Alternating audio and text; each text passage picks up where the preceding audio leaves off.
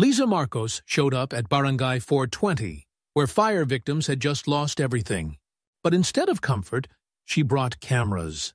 With a stiff smile and eyes that said, "Let's get this over with," she posed for photos and left in under 5 minutes.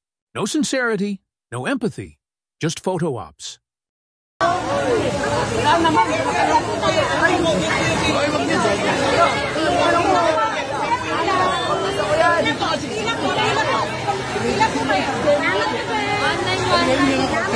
Dito po exit. Sige po, exit po dito. Exit po.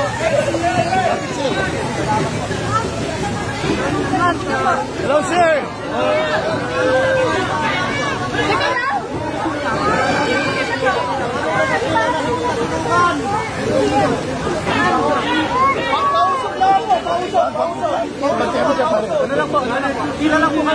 Hello, ma'am, tribune! Dito po kami, nasunugan kami! Nasunugan kami! Hindi, huwag na, ma'am.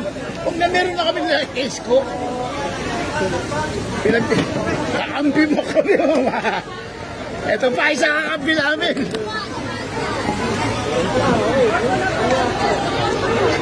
Akala ko, ma'am, nasa US kayo. Akala ko nasa US kayo. Bumog. Hindi, kunang nag-aabot. Tutulong ako. 5 minutes later. Tuloy nyo na lang. Tuloy nyo. Sige. Sige. Come on.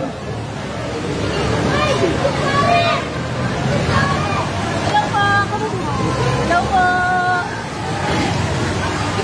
Ma'am Lisa, one question lang. Ma'am, bakit nandito po kayo, ma'am? Video para online lang. Utos ng Pangulo, tumulong eh. Ay, sige.